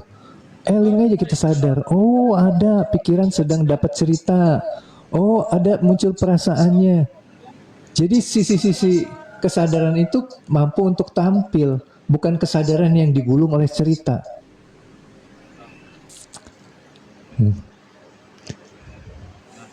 Oke Kak Mimi, tentang debt collector relate, aku juga lagi takut karena bukan utangku. Iya betul, nanti disaksikan aja rasa takutnya ya Kak Mimi ya. Nanti insya Allah lah, semua masalah ini secara esensi dihadirkan Tuhan sebagai pengingat bagi jiwa-jiwa yang lupa untuk belajar mengenal Tuhan sebagai tempat kembali. Nah ketika kita sudah mau menyaksikan ya, insya Allah ini sudah suatu komitmen bagi jiwa untuk bisa kembali kepada Tuhan. Dia sudah mau belajar lagi. Jadi ibaratnya kita itu anak kecil yang sedang dididik oleh orang tuanya, kita lagi lupa kesenangan main. Diingatkan, dikasih hukuman gitu loh. Ya, dalam tanda petik ya, walaupun ini juga bukan hukuman, petunjuk sebenarnya, di pertolongan. Kalau kita didiemin aja kan ya nggak bisa kemudian kita istilahnya ya menerima ini sebagai petunjuk gitu loh. Jadi diingatkan melalui yang namanya masalah. Ya nanti insya Allah akan ini sendiri, akan bisa ada solusinya lah. Tapi tidak perlu menggenggam itu. Jangan kayak kita kelaparan untuk bisa mendapatkan hasil gitu loh. Udah ngalir aja. Ya Kak, maksud aku itu cuma susah bilangnya. Iya betul Kak Melati. Makanya tadi saya paham maksud Kak Melati ya. Jadi bukan berarti ya nggak tepat gitu loh. Cuman tadi saya coba menjelaskan dengan perspektif yang mungkin disalahpahami oleh orang gitu kan. Dan apakah itu yang dinamakan wahdatul wujud? Nah, apa tuh Kak Apep? Tadi apa Kak Apep ya? Nanti kalau nanya tolong disambungin ya Kak Apep ya, biar saya lebih jelas bacanya. Karena memang baca komen tuh seringkali kita merasa sudah clear tapi ternyata yang baca bingung gitu ya. Oke. Terima kasih juga Kak Permata. Kata ini, jika diri ini tidak punya nama, berarti diri ini adalah sesuatu yang tidak bisa disebut. Ya betul. Kalau kita mau melihat secara lebih halus lagi, diri ini ya kalau dia adalah ekspresi dari ketuhanan yang menjadi bagian utuh dari Tuhan itu sendiri, bahkan jangankan disebut, ditunjuk juga nggak bisa. Yang mana? Gitu. Diri itu yang mana? Gak ada ternyata gitu loh. Yang ada itu cuman ilusi diri aja. Mentor and thank you ya. Contoh menyaksikan saat takut harus memilih gimana Kang? Jadi gini Kak Ayah ya. Jadi kalau kita mau memilih seringkali kan pertimbangan kita, pilihan kita benar nggak ya? Ini nanti salah nggak ya?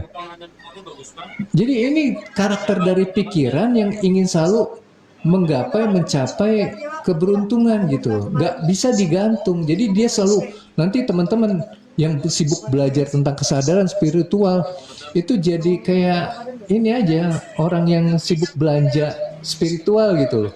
Dari satu buku ke buku yang lain, dari satu ke guru yang lain gitu, ikut kelas segala macem. Apalagi kalau kemudian kelasnya itu ya tarifnya sudah jelas gitu seperti apa. Biasanya itu nanti akan ya terus berpindah-pindah terus. Kenapa saya katakan gitu? Ini perspektif saya aja lagi yang menggunakan apa yang dikatakan di Al-Quran. Yang menyatakan ikutilah orang-orang yang tidak meminta balasan. Karena mereka lah yang diberi petunjuk. Jadi kira-kira kalau misalkan ada tarif-tarif yang ditentukan, ada kewajiban harus pertukaran energi. Nah, silahkan dimaknai sendiri. Ya. Itu ada di surat Ibrahim ayat 4 kalau nggak salah. Saya sih cuma mencoba mengikuti apa yang Tuhan sampaikan aja gitu.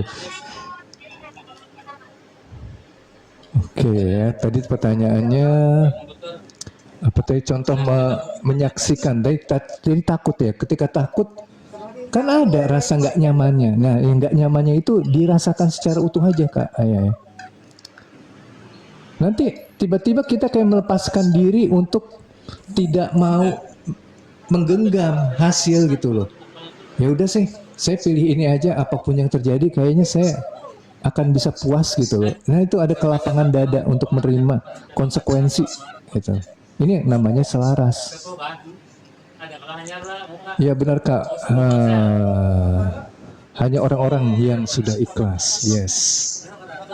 Oke Kak, Pora miniatur ya, mau naik ya, sebentar ya. Aduh, saya koneksikan dulu earphone-nya supaya nggak doubling.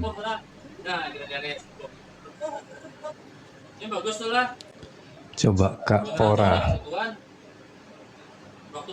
Oke, ini ada Kak Pora. Ini Kak Riari juga mau naik, nanti boleh ya. Nanti saya angkat satu-satu aja mungkin. Assalamualaikum Bang Hari. Halo. Waalaikumsalam Kak Pora. Gimana Pengapura? Ya, sebelumnya mohon maaf buat teman-teman yang sedang nyimak ini live Bang Ari ya, jika saya sedikit mengganggu teman-teman yang sedang nyimak penjelasan Bang Ari. Artinya saya di sini cuma ingin share saja dan juga untuk pelajaran saya pribadi juga biar selalu eling tentang kesadaran gitu ya Bang ya. Sekali lagi mohon maaf ya teman-teman jika mengganggu nyimak panjenengan semua sama Bang Ari. Saya tertarik sekali berkaitan pembahasan eling dan waspada. Siapa tahu nanti berguna buat teman-teman semuanya. Pertama, menurut saya ini eling itu sebenarnya kita senantiasa untuk selalu berusaha sadar, bukan eling berkaitan tentang yang di luar itu, bukan ya teman-teman ya. Iya, betul. Dan berkaitan waspada itu, ini yang saya sangat tertarik itu ini waspada. Sebenarnya menurut saya, nanti mohon dikoreksi ya Bang Arya. Iya. Jadi waspada itu sebenarnya memang program yang ada dalam tubuh teman-teman. Jadi waspada itu memang udah hakikat yang ada dalam diri manusia, yang fungsinya gitu. Kita untuk hati-hati ketika ada bahaya-bahaya yang akan mencelakai tubuh kita atau hal lain. Contohnya gini, kalau dalam tubuh ini kok tidak dikasih rasa waspada dan hati-hati, kita nyebrang jalan raya itu nggak pakai mikir-mikir teman-teman, gitu loh. Jadi eling waspada itu memang udah ada dalam diri kita. Namun ini licinnya gini, ketika kita belajar kesadaran yang saya alami, waspada itu justru kadang malah bisa menghanyutkan diri kita sendiri. Kita malah posisinya ada di kewaspadaan terus yang menjadinya nanti overthinking, memikirkan yang enggak-enggak gitu. Jika kewaspadaan itu tidak kita sadari. Sebenarnya kewaspadaan yang ada dalam diri kita itu sebenarnya hanya butuh disadari saja teman-teman. Sekali lagi, waspada itu memang fungsi dalam tubuh agar kita dapat melindungi tubuh kita teman-teman. Kalau kita enggak dikasih sistem waspada, ya ada jurang kita nyebrang aja kan gitu. Kira-kira seperti itu Bang Ari. Mohon koreksinya. Ya, siap. Jadi begini, waspada itu memang tidak lepas dari yang namanya kesadaran itu sendiri, di mana ada lapisan-lapisannya. Pada lapisan yang terluar itu nanti kita kenal sebagai ego tadi, gitu ya. Ego itu yang tadi dibilang oleh Kak Porah itu yang tadi seperti kita mau nyebrang jalan. Ego ini kan sebenarnya kualitas atau alat yang diberikan Tuhan agar manusia itu bisa menjaga keberlangsungan hidupnya, gitu ya. Iya. Nah ini yang kemudian muncul ekspresi kewaspadaan, karena kalau nggak ada waspadanya, pasti manusia itu ya langsung ya nggak bisa bertahan lama lah gitu istilahnya ya. Ada sesuatu yang bahaya kan dicucuk, kayak sesederhana misalkan menjaga kesehatan dirinya. Kalau nggak ada ego, waspada itu nggak muncul. Waspada ini nanti akan menjadi yang namanya juga motivasi gitu loh. Motivasi menjaga keberlangsungan hidupnya gitu. Tapi di level, kalau kita bicara tentang kesadaran level yang lebih dalam lagi, itu kewaspadaan ini akan mengarahkan pada suatu proses penyadaran jiwa agar jiwa ini tidak terus-menerus tertutupi oleh kesadaran ego tadi. Dia mampu untuk lebih halus lagi, mampu lebih menjadi yang lebih dekat dengan Tuhan gitu loh. Yang seperti itu. Jadi nanti prosesnya itu menggunakan yang namanya penyaksian. Jadi apapun juga nanti yang hadir diwaspadai, jangan kemudian terlepas dari penyaksian sehingga kita masuk ke dalam cerita. Selalu takut seperti tadi yang dibilang oleh Kak Porah ya. Jadi takut yang berlebihan, jadi overthinking, jadi anxiety, ya. Karena selalu diolahnya di cerita kehidupan. Gitu. Oke Bang Ari, gitu aja ya Bang Ari ya, sampai bertemu. Siap. Kesempatan saya izin nyimak kembali sekali lagi teman-teman, mohon maaf jika saya mengganggu nyimak panjenengan sama-sama Bang Ari. Matur suwun, wassalamualaikum warahmatullahi wabarakatuh. Waalaikumsalam warahmatullahi wabarakatuh.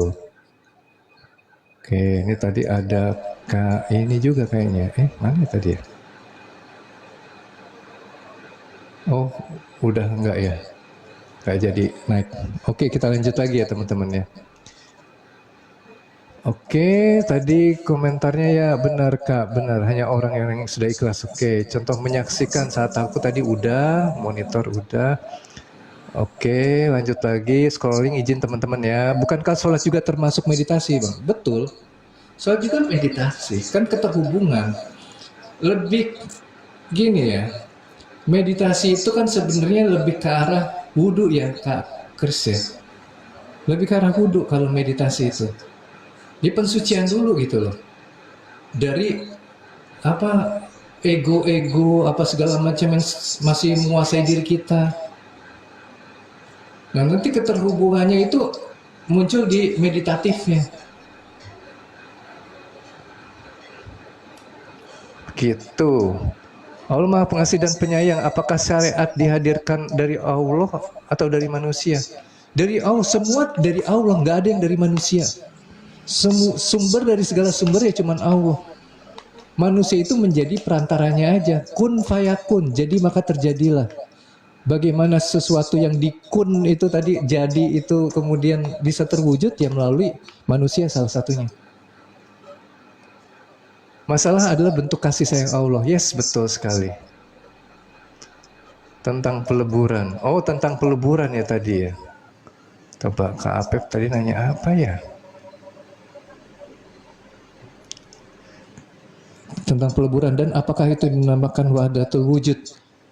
Iya, bisa seperti itu. Kak Apep. Oke, lanjut lagi ruang linear in the box.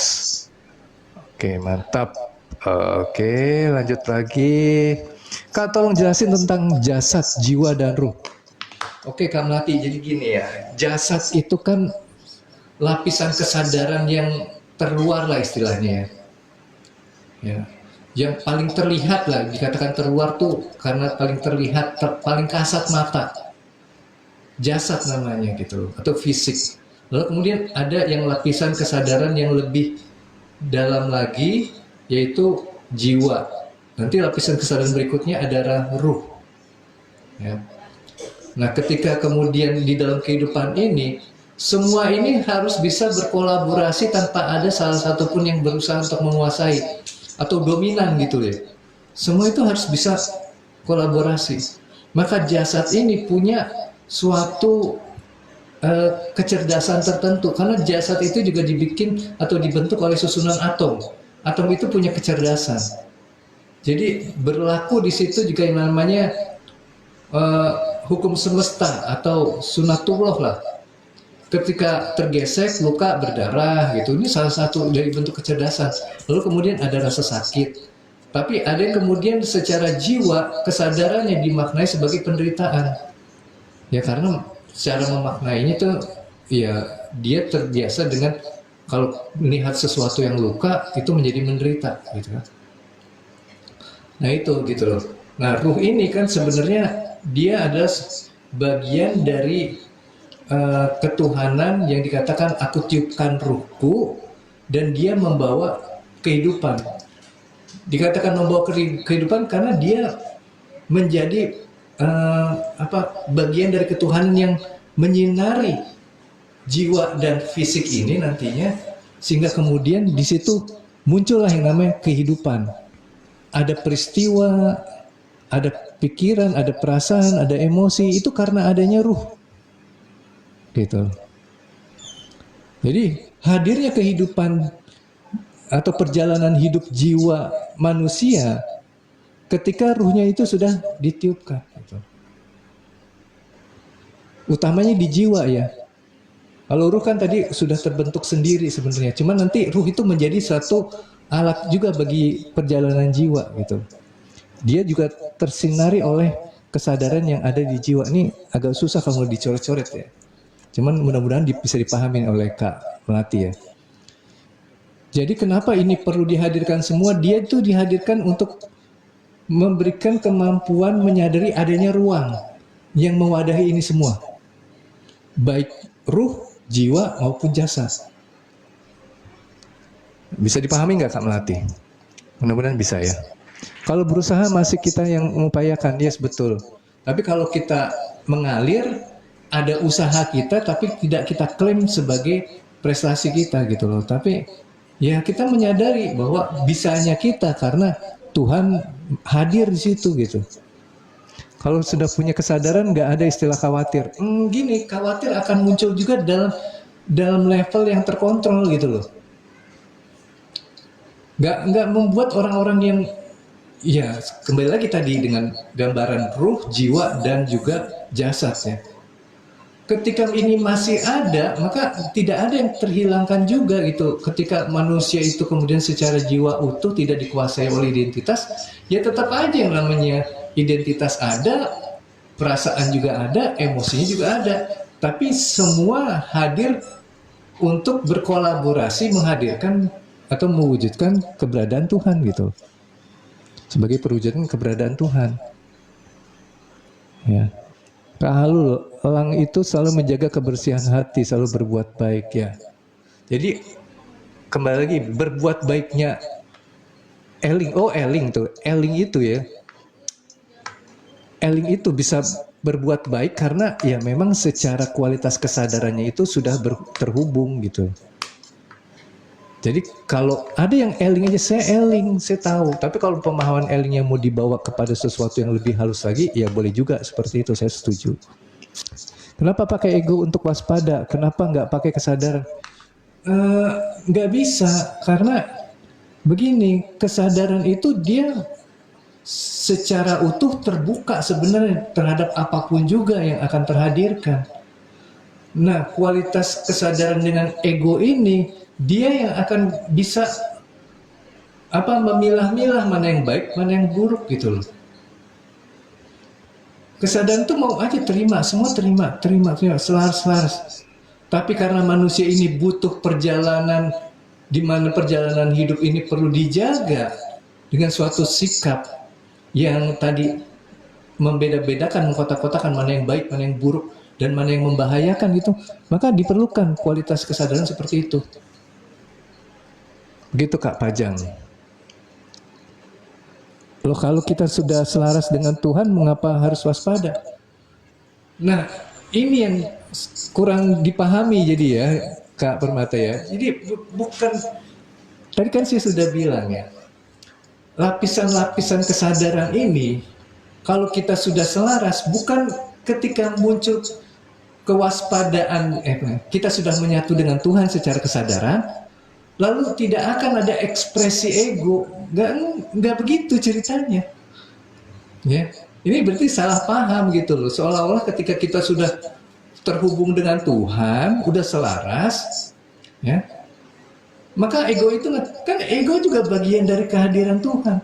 Sebenarnya kan semua ini cuma rangkaian ekspresi Tuhan yang mampu menjadi jembatan bagi jiwa memahami bahwa dia itu utuh menyatu dengan Tuhan itu gitu loh. Jadi baik jiwa itu nggak sadar bahwa dia itu menyatu, sebenarnya dia sudah menyatu. Jadi ego pun juga bagian dari ekspresi penyatuan. Bisa dipahami nggak teman-teman? Mudah-mudahan bisa dipahami ya gitu loh. Jadi bukan berarti nanti ada pemahaman seperti ini. Oh, kalau sudah selaras dengan Tuhan berarti nggak perlu usaha. Nggak gitu loh, nggak gitu jadi pemahamannya. Kita tampil secara normalnya manusia, ada ego, ada apa segala macam. Nggak ada yang dihilangkan, tapi semua berkolaborasi sesuai dengan porsinya gitu loh. Akan jadi aneh kalau kemudian dihilangkan salah satunya. Kenapa? Kita pakai lagi perspektif, aku meliputi semua ciptaanku. Kenapa jadi dihilangkan egonya? Jadi bukan berarti kita sudah melewati ego ini, kemudian ego dihilangkan. Enggak. Karena ego itu juga bagian dari perwujudan Tuhan. Bisa paham nggak teman-teman di sini ya? Jadi ini memang kebiasaan kita melihat dengan cara mengiris-ngiris gitu loh, memisah-misahkan. Oh, kalau udah suci berarti nggak perlu adanya level yang tidak suci lagi. Bukan gitu pemahamannya. Kalau pemahamannya gitu nanti jadi perspektifnya ketika kita sudah berkesadaran murni, kita tidak perlu yang namanya perbuatan berusaha.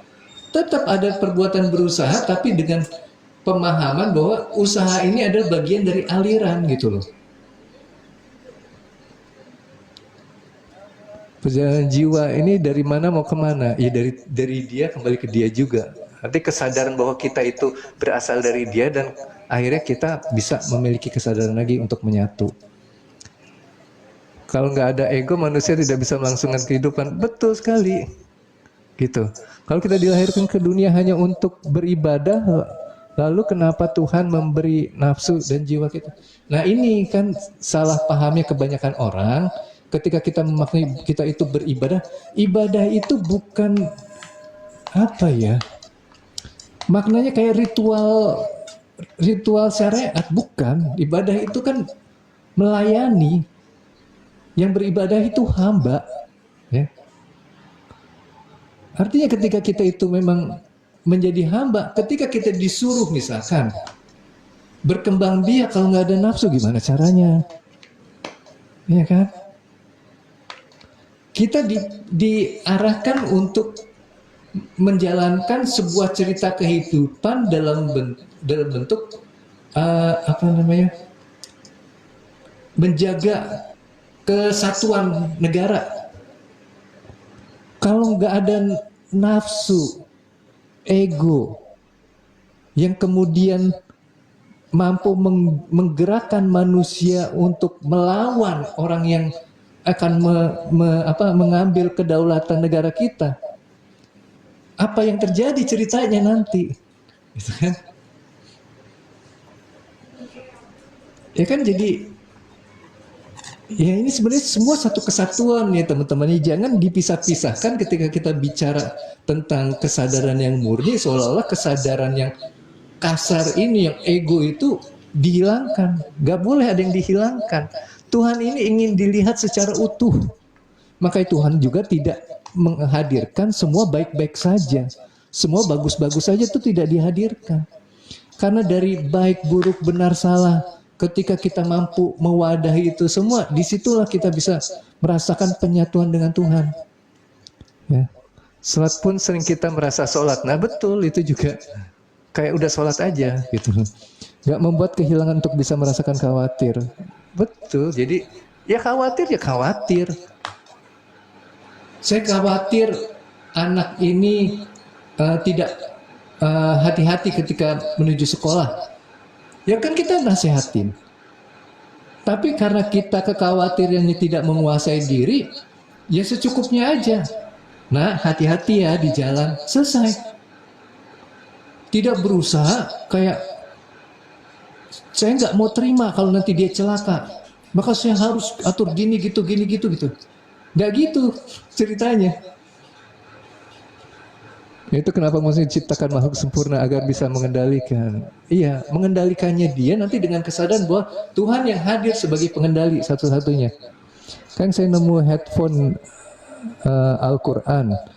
Sekarang kita bisa video call dengan hati nurani. Wah mantap, keren. Kesadaran adalah latar, betul.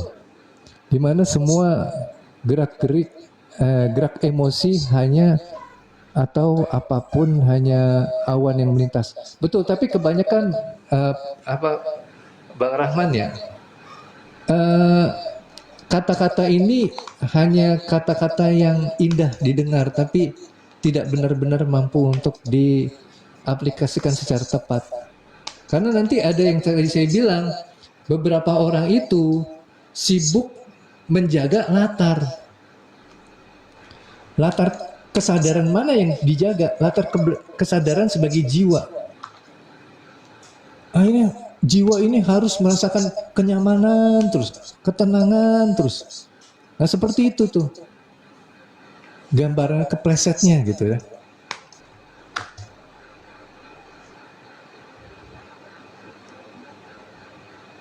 Tumben suara dengan gerak bibir nggak sinkron, Kang. Oh ini kali, apa namanya? Sinyalnya kali. Paham Mas, oke mantap Kak Darmawati, nggak kemana-mana, oke. Ya untuk beribadah, makan, minum. Ya ibadah tuh melayani esensinya ya. Mencintai itu juga ibadah gitu kan. Bukan yang sholat syariat gitu, itu ya salah satu bentuknya aja, bisa juga untuk melayani diri secara kesadarannya supaya lebih bisa murni gitu kan. Tidak dikuasai ego, itu juga ibadah. Tapi bukan ketika kita menggerak-gerakkan badan ini, ruku, sujud, kemudian dikatakan itu ibadah. Enggak, sebelum dia mampu untuk damai, makanya butuh kedamaian. Karena damai ini nanti akan mengarahkan kesadaran jiwa menjadi hamba. Hamba inilah yang beribadah.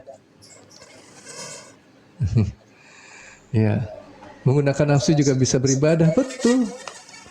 Benar. Jadi nafsu itu bukan sesuatu, ya balik lagi ya. Sebenarnya kan semua itu ada kemanfaatan.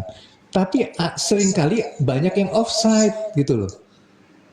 Menggunakan secara berlebih-lebihan. Makanya di dalam agama dilarang untuk berlebih-lebihan. Ya kan, maksudnya gitu. Gitu ya. Kalau nggak ada nafsu, wah gimana mau hidup ya? Mungkin lebih tepatnya manusia jalan diciptakan hanya untuk ya nanti menjadi hamba ini ya perlu kita tahu prosedurnya seperti apa. Nggak bisa cuma ngaku saya hamba, nggak bisa. Karena untuk bisa jadi hamba tuh harus damai dulu. Hai jiwa yang tenang, damai gitu kan. Kembalilah kepadaku dengan puas. Udah puas belum? Belum puas berarti nggak bisa masuk ke kalimat berikutnya. Dengan puas lagi aku ridhoi. Berarti nanti hanya yang puas yang bisa diridhoi. Masuklah ke dalam jamaah hamba-hambaku. Nah baru dapat izin tuh masuk menjadi hamba. Ya kalau belum damai gimana mau jadi hamba? Baru bisa mendapatkan yang namanya kemudahan-kemudahan surga. Ya, kalau ngerti kan jadi paham kita ya, urutannya kita harus ngapain dulu. Selaras tanpa menghilangkan kenaturalan fitrah manusia. Yes, betul Kak Mul. Contoh ibadah malam Jumat, ya itu boleh aja salah satunya. Izin turun, oke Kak Ria, terima kasih. Berarti yang kekal itu juga yang fana. Yes, betul. Karena yang fana itu menjadi jembatan untuk bisa mengenal yang kekal. Mungkin semuanya tergantung pengendalian oleh kesadaran. Yes, apa adanya. Betul. Lahaula. Nah, ini kan jadi teman-teman pada ngerti nih tentang lahaula ya. Bahwa lahaula bukan berarti juga akhirnya tidak ada gerakan gitu loh. Kayak orang apatis, kayak orang nggak punya semangat hidup. Lahaula itu ada jiwa yang sudah sadar, memiliki kesadaran murni, sudah bisa menjadi hamba sehingga dia tahu benar yang bergerak ini bukan dia. Itu yang namanya lahaula. Jadi jiwa yang lahaula tidak pernah mengklaim prestasinya, tidak pernah sibuk menentukan harus bagaimana. Tapi dia bisa selalu selaras. Bukan hanya di akhir, kapanpun juga dia akan selalu selaras. Karena hamba ini hanya bergerak berdasarkan kehendak Tuhan. Begitu.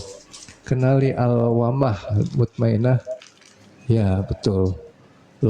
Jadi ada amarah, lawamah, mulhamah, mutmainah. Gitu kan. Itu sebenarnya proses dari penyaksian. Kalau kita misalkan amarah itu kan nafsu yang masih tidak terkendali gitu ya. Kesadaran yang terhijab itu. Lalu dia mulai lawamah. Lawamah itu jiwa yang menyesali dirinya sendiri. Mulai sadar. Gak ada yang menyesali diri kalau gak sadar. Ya, jadi sadar dulu. Masuk lawamah. Nanti mulhamah. Cenderung pada kebaikan gitu loh. Nah mulai dia itu mampu untuk menjadi penyaksi di situ. Belum jadi baik tapinya, baru cenderung gitu ya. Menjadi baiknya ketika selesai menjadi penyaksi, yaitu damai. Nah itu udah baik gitu kan.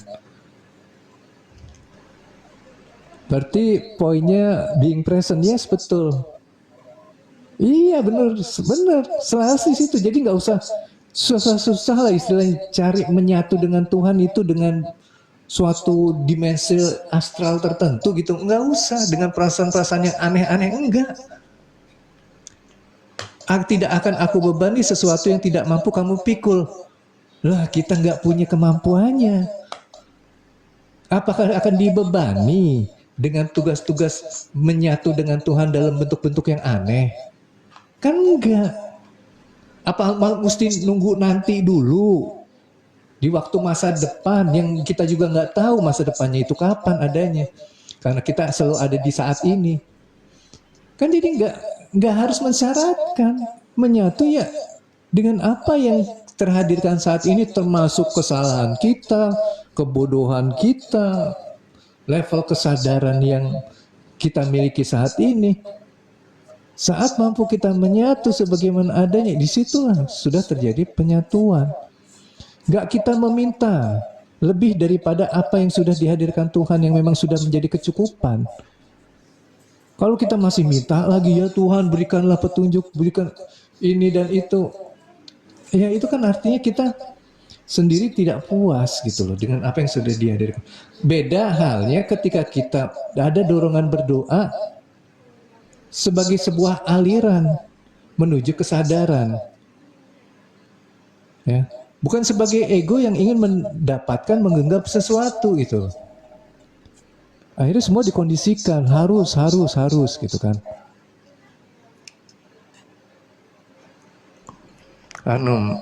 Bila diancam akan dibunuh untuk ikut kesadaran orang lain bagaimana? Ya kalau kita diancam untuk dibunuh, ya kita pakai kesadaran level yang paling awal dulu dong supaya kita bisa lebih cepat meresponnya gitu. Wah, mau dibunuh nih. Ya kan? Ya kita pergi gitu, cepat-cepat menghindar gitu loh. Gak usah lagi dipikirkan, ini benar nggak ya? Ini sesuai dengan apa yang dikehendaki Tuhan atau enggak ya? Secara apa yang diberikan kepada manusia itu, ego itu tugasnya untuk menjaga keselamatan hidup manusia, berarti Tuhan menghendaki kita selamat hidupnya, ya kan? Ya lakukan itu dulu, penyelamatan diri. Kalau sudah selamat, lalu kemudian muncul suatu peristiwa yang menghadirkan rasa tertentu yang masih bisa untuk disaksikan, ya disaksikan di situ. Jadi ada level-level kesadaran yang harus diikutin dulu gitu loh. Termasuk ketika kita melakukan kesalahan kan, tanpa kita sadari kita itu ikut dulu kan, dengan level kesadaran yang paling permukaan tadi. Jadi semua proseduralnya begitu. Semua yang tampak hanya topeng, pakaian kepalsuan. Ya, banyak yang seperti itu. Termasuk orang-orang yang belajar tentang kesadaran ya. Cuman bertopeng kesadaran aja, ujung-ujungnya ya masih sibuk menentukan, ngatur gitu loh. Yang ngaturnya itu untuk mendapatkan, meraih, menggapai masih banyak ya kelaparan gitu kan. Untuk mendapatkan sesuatu, ingin dapat validasi segala macam gitu kan. Ya, menerima syukur Kak Ahlul. Mas, apakah penyatuan dengan Tuhan harus diperlukan seseorang guru spiritual? Ya, tergantung teman-teman sendiri sebenarnya. Tapi bagaimanapun juga nanti ada guru yang sejati di dalam diri yang nanti akan menjadi pembimbing kita. Istilah guru kan yang menunjukkan, yang mengarahkan, yang membimbing kita. Ya boleh yang sifatnya fisik atau non fisik. Setiap hari bisa paham setelah mengalami ketuhanan dan pengalaman setiap diri itu berbeda. Mantap, nah itu benar. Kak Ngah, Mia. Mantap. Oke teman-teman, pas jam 12 ini ya. Ini masih ada yang mau naik atau gimana? Ini kepencet aja kayaknya ya. Ada Kak Susana. Ini Kak Luxur. Coba nih. Halo. Assalamualaikum Kak Luxur. Ini kepencet atau memang request? Halo. Wah, kepencet kayaknya. Oke, kita disconnect aja dulu ya.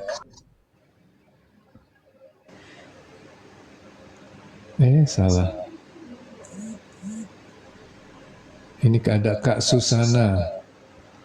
Oh, bukan kan. Ini yang naik-naikin TikTok kayaknya ya. Aisyah Suci. Buat di sini lah. Halo. Assalamualaikum, selamat siang Kak Aisyah. Wah, halo. Kepencet kayaknya ya. Oke, nggak apa-apa teman-teman.